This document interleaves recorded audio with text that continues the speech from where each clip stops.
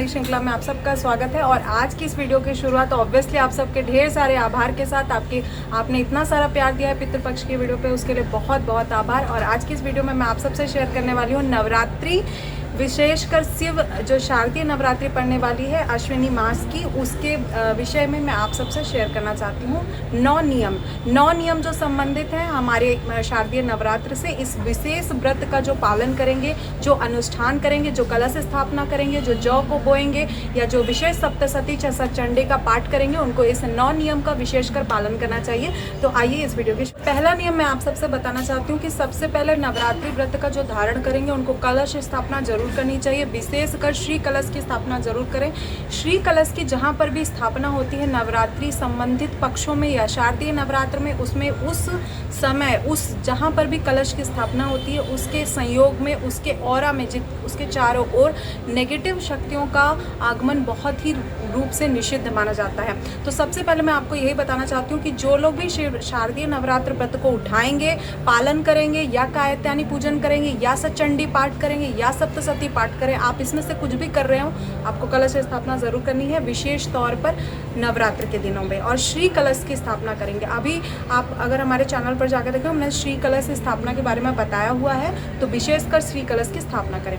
दूसरा सबसे इम्पॉर्टेंट नियम जो होता है, क्योंकि शारदीय नवरात्र कोई भी नवरात्र हो, वो पक्ष जितना तांत्रिक क्रियाओं के लिए पॉजिटिव एनर्जी से रिफ्लेक्टेड होता है उतना ही नेगेटिव एनर्जी से भी रिफ्लेक्टेड होता है। आपको मालूम है जितनी भी तांत्रिक नेगेटिव क्रियाएं होती हैं वो सारी शारदीय नवरात्र में की जाती हैं, नवरात्र पक्षों में की जाती है। जो लोग जानते हैं वो लोग कनेक्ट कर सकते होंगे। तो शारदीय नवरात्र में विशेषकर कुछ जो है हमको नियम भी पालन करना पड़ता है। पूजा से संबंधित तो करना ही पड़ता है, इसके अलावा भी करना पड़ता है। तो उसके लिए सबसे शास्त्रार्थ उपाय है कि पीली सरसों का प्रयोग किया जाता है। पीली सरसों का प्रयोग हमारे यहाँ कोई भी पूजन होता है, जब हम किसी भी पॉजिटिव एनर्जी का आवाहन करते हैं तो पीली सरसों का प्रयोग आप ज़रूर करें। पीली सरसों के प्रयोग से नेगेटिव शक्ति, जो नेगेटिव एनर्जी होती है, नेगेटिव ऑरा की एनर्जी होती है, उनको माना जाता है कि वो दूर हो जाती हैं उस एरिया से। और जो भी लोग जो लोग सचंडी पाठ करते हैं या सप्तशती पाठ करते हैं, उनसे तो वैसे भी दूर रहती है, लेकिन कभी कभी नेगेटिव शक्तियाँ किसी भी चीज़, कोई पूजा होने को रोकती भी हैं। जैसे आपने कोई अनुष्ठान किया है कि मैं ये करूँगी, या मैंने संकल्प किया है कि मैं ये व्रत करूंगी, तो नेगेटिव एनर्जी जैसे वो सारी चीज़ों से क्या होता है, हमारे व्रत या अनुष्ठान में बाधा आती है। इसीलिए पीली सरसों का प्रयोग नवरात्रि के दिनों में विशेषकर नेगेटिव शक्तियों से दूर हटने के लिए किया जाता है। तीसरा सबसे इम्पॉर्टेंट पॉइंट जो है वो है लोहपान का प्रयोग। लोहपान का प्रयोग नवरात्रि के समय में बहुत ही शुभ माना जाता है। आपको मालूम होगा जहाँ पर भी ऐसी तांत्रिक क्रियाएँ होती हैं, आपको मालूम है आदिशक्ति जो शक्ति का प्रतीक है, उनका पूजन का कई मेथोलॉजी है, कई अलग वेरिएशन से इंडिया के अलग अलग स्टेट में अलग अलग तरीके से पूजा होती है। तो मैं आप सबको बताना चाहती हूँ कि जो भी नेगेटिव क्रियाएं होती हैं तांत्रिक क्रियाओं से रिलेटेड, वो जैसे बलि वगैरह दी जाती है, तो उसमें भी विशेषकर बहुत ज़्यादा नेगेटिव एनर्जी का भी होता है। क्योंकि आपको मालूम है जितना पॉजिटिव एनर्जी का ब्रह्मांड पर या सृष्टि पर इम्पैक्ट होता है, उतना ही नेगेटिव एनर्जी का भी इम्पैक्ट होता है। तो हमें अपने पॉजिटिव एनर्जी को बनाए रखने के लिए अपने अराउंड में जो हमारा सराउंडिंग हो रहा है उसको क्लियर रखने के लिए लोहपान का प्रयोग किया जाता है। जैसे हमारी दादी लोग बताती थी कि जब बच्चा होता है घर में तो उस पीरियड को हम लोग सॉरी बोलते हैं, तो सॉरी में हमारे यहाँ पर लोहपान का प्रयोग बहुत विशेष रूप से किया जाता है। या गाय को बच्चा, मतलब बच्चे से रिलेटेड, क्योंकि उस टाइम जो नेगेटिव एनर्जी होती है वो बहुत ही ज़्यादा डोमिनेंट होती है हमारे आसपास, क्योंकि जहाँ पर अशुद्धता होती है वहाँ पर बहुत ज़्यादा नेगेटिव एनर्जी होती है। तो इसी वजह से जो नियम बनाया गया शास्त्रार्थ ये है कि अगर हम नवरात्रि के दिनों में अपने घर की शुद्धता बनाए रखेंगे लोहपान के प्रयोग से, पीली सरसों के प्रयोग से, शुद्धता से, सचंडी पाठ से, सप्तशती पाठ से या हवन से, पूजन से, तो वो पॉजिटिव एनर्जी हमको स्ट्रॉन्ग बनाती है, ताकि हम अपने परमात्मा से बहुत ईजिली, बहुत अच्छे से कनेक्ट हो सके।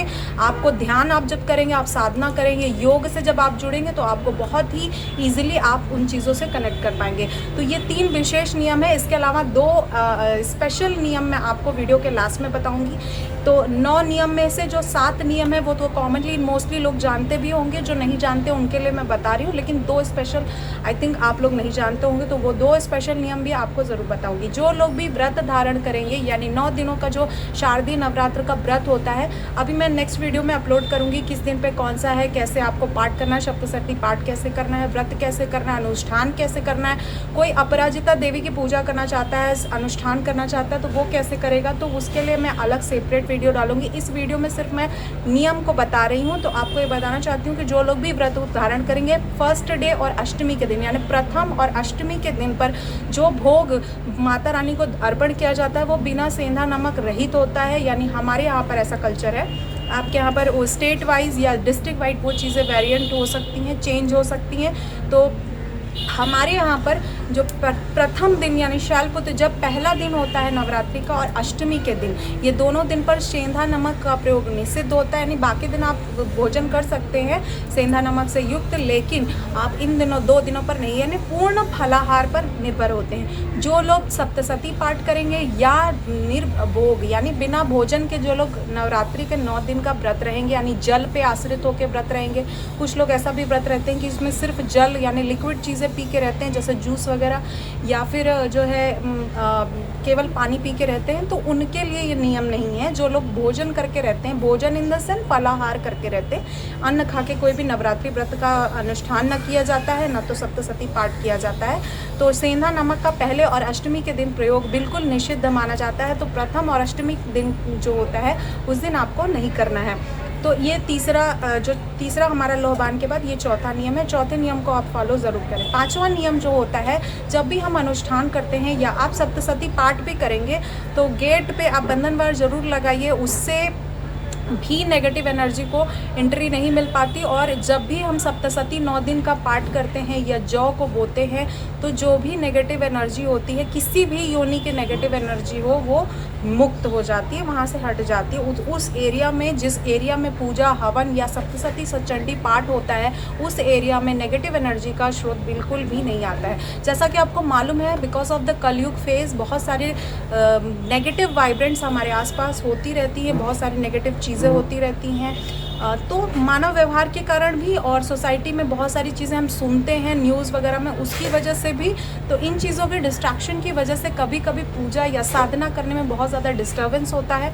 तो इसी रीज़न की वजह से आप इन चीज़ों का प्रयोग ज़रूर करें नवरात्रि, इस शारदीय नवरात्र 2021 के व्रत के दौरान। उसके बाद मैं बताना चाहती हूँ 5वां नियम, जो ये हमारा बंधनवार से संबंधित था, बंधनवार का प्रयोग जरूर करें। उसके बाद मैं आपको नेक्स्ट इसके बाद जो मैं बताना चाहती हूँ आपको, वो ये है कि जब भी आप व्रत कर रहे हैं, कोई भी किसी भी प्रकार का आप व्रत कर रहे हैं, साप्ताहिक, वार्षिक, कोई भी व्रत करें, इस शारदीय नवरात्र के लिए नहीं, हर व्रत के लिए, तो इस समय क्रोध नहीं करना चाहिए। क्योंकि जो भी हम शक्ति अपने व्रत के माध्यम से, अपने भोजन के मतलब हमने भोजन का त्याग किया है, या अपने पूजा पाठ के माध्यम से हम जो एनर्जी स्टोर करते हैं अपनी बॉडी में, वो सारी लूज होती है बिकॉज ऑफ गुस्सा। क्योंकि आपको मालूम, गुस्सा से बहुत ज़्यादा एनर्जी बॉडी से रिलीज होती है। तो इसीलिए इन शारदीय नवरात्र में बहुत काम हो के, बहुत शांत प्रिय हो के आपको योग साधना करनी चाहिए, और ऑब्वियसली सचंडी पाठ जरूर। सबसे पहले काम वासना से दूर रहना चाहिए। अगर आप पति पत्नी अगर साथ में रहते हैं, तो सबसे पहले आपको पति के मतलब सानिध्य नहीं रखना चाहिए। और वैसे भी आपको, जब भी आप कोई व्रत करते हैं या अनुष्ठान करते हैं, तो आपको ये चीज़ें नहीं करनी चाहिए। जिस बेड पे आप नॉर्मली सोते हैं, वो बेड को छोड़ के आप नीचे कोई वैसा, क्योंकि पहले ज़माने में कुछ घास की वो बनाई जाती थी, उस पर लोग सोया करते थे।